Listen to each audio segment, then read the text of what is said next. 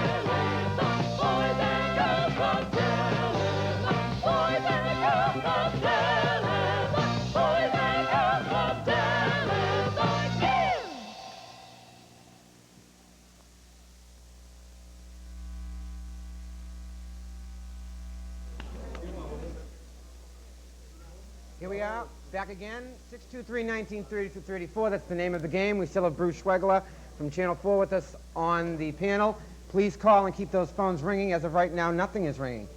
And with us right now, of course, I think they recognize this face. They've been watching us for 3 hours. Bill Cornell of WHDH. And Bill, I think if you notice, we had added to our panel. Do you know who these people are? No, who are they again? This is the house band. For most of the singers, what you'll see is they were pre-recorded. And what that meant is going into the Summer Media Action sound studio. And to my right is Bob DeGuardia, who was our lead guitarist, Joe Delafano, who was our drummer, and to my left is David Testa, who besides being the producer of the Summer Boys and Girls Club Telethon, he is also the, well, we'll call him keyboard, piano, and everything, right? Everything. How are you guys doing? Pretty good. Okay. Do you have any questions you want to ask them? Because, I mean, if you don't, we you know. Yeah, I'd like to ask him how long it took to put that together. A long time. This is going to be a good interview. I can see that right now. It was time passes slower in the morning. We're in a different time dimension in the morning. So David had us at the studio at 9 o'clock on a Saturday morning. And it was a lot of work. It was a lot of pressure. But I think that the people were so good, the musicians and the singers were so good that it went pretty smooth. Well, I'll tell you, on a personal level, from what I've been listening to, it has sounded excellent. And I look forward to the next 5 hours of hearing the same thing when we have people that are over there performing. You did a hell of a job. Well, thank you. Well, you know, like, a question I'd like to ask, I guess it would be, David, you did the arrangement of the music? What arranging there was to be done, I guess. Okay, now, I know that I did a couple. How did it work out for all singers? I was there for 3 of the sessions, and it was interesting that most of you hadn't seen the music before the artist came in. Yeah, that's true. So what was it? It was sight reading? Yeah, well, you just had to look at the chart, listen to David's cues, and try to pick up on what the singer was trying to do, and try to get that across in your playing. Usually what we did is David would blow through the tune once, then we try it once with the singer, and then the third time we try for a take. A lot of pressure, because, you know, if you screw up, you just got to go in and start over again.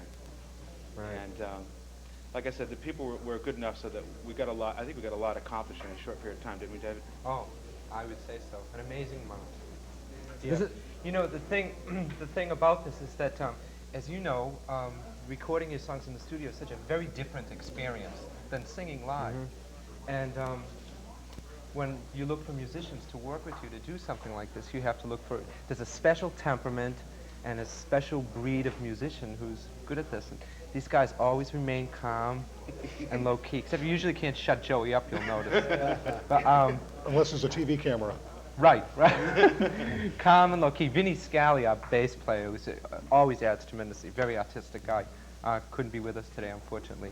But really, as you notice, we've played with a lot of people, and these guys sort of have a real nice temperament for something like this, because a volatile temper under that circumstance can really be hairy. Right, because I think as you're watching the Telethon, what you'll notice is that with the vocalist, there's all different styles of music, which meant a transformation into different, I mean, like there were pop types of tunes, well, rockish. Yeah, really kind of abstract kind of tunes. Again, you can ask Joey about that. You know, sometimes you just don't know what to do with these things. You know, and people come in and plop their music at you, and you have to just kind of go from there and do a good job. And it's rough. So here again, I mean, I guess what we're pointing out here is that it's another example of how much went into this telethon. It was these people coming together. I know you donated 2 days of your time, and they were at the Summer Media Reaction Project to record all of these artists to hopefully guarantee the artist and the telethon a good experience in terms of the talent. Well, is there anything else that we can... Yeah, I'd like to say a couple things. First of all, Bill, in the morning, could you leave McGrath Howie out as an alternative route? You don't want anybody over there, right? All right. No. Good, guaranteed. Usually you're saying that when I'm getting out of the shower. And all right, I'll keep them off your until road I get from the now on. bridge fixed. You got it. Thank you. And second of all, I have a boy at home who's going to be 6, and I told him that I'd say hello. And I hate when people do this. But you're going to do it I hate myself anyway. in the morning, but I want to say hi to Chris. Chris will be joining the boys club real soon, I'm sure, as soon as he's old enough to get there on his own. So that's been done. I've taken care of everything that I came on here to do, and thank you very much. Okay, why don't we hear from our percussionists now? Joey Delafano, what are you doing? Are you attending school? Yeah, I'm attending Berkeley College, music. Very good. Yeah, you know, I hope to go for 4 years. You know. Well, we hope you do too. Yeah, I hope I, hear what. Not more. Joe, do you find it difficult to play in the studio where you don't have a live audience? No, not really. Well, it was just cueing more or less, with Dave, because I didn't have music. I just went in there, did it by ear more or less. It's been my experience that drummers always love the studio because the technicians spend so much time on the drummer. Okay. He has 8,000 microphones, and your poor little piano or your guitar has one little cord that goes into the recording booth, but they pamper the drummer. I often wonder that because I know a lot of entertainers always say how difficult it is to play in the studio. And, well, even people doing a commercial, it's hard to get enthused just looking at a camera. But when you just play in the studio, I wonder if that applied to you. I thought it was great. Good experience. It's great enthusiasm that they're showing over there, but we want more enthusiasm here. We want the phones to ring. We've got Bruce Schwegler back there now, and he's on 1933, 623-1933. But on both sides of him are other phones, 623-1930, 31, 32, 33, and 34. We have got to get those phones ringing. Don't listen to what we have to say. Don't look at the entertainment other than the entertainment you're enjoying. Pick up the phone, get a callus on your finger, and give us a call. I'm going to be leaving. I'm going to leave it in the capable hands of the people that have been doing this every year. We've got Diane, we've got David Testa behind the cameras, we've got Kenny, we've got Vinny, and people who will be dropping in all night long. But from now until 11 o'clock, with all of the things that are going to be going on this evening, show again your support, your continued support for the Somerville Boys Club by dialing the phones. There are none ringing over there. 623-1930, 31, 32, 33, and 34. At least ring Schwegler's bell, 1933, before I leave here. Thank you. Very, very good. Very true. That's the whole key to it. Oh, is this next? You can read it now. Well, isn't this wonderful? Oh, it's not ready yet. It's not ready yet. So, okay, we're going to... I love the director who does something like that to you. Just gives it to you and then takes it away.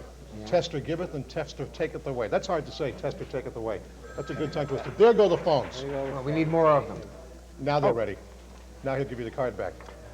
All righty. For our next segment, please remember what Bill just said, the telephones. They're not ringing. Please get them. All right, we're going to have a video presentation, which is done by the Somerville Media Action Project, which is located on Elm Street in Somerville. And we haven't seen this. We'll be watching the monitors closely to see what it is. Ladies and gentlemen, the Somerville Media Action Project.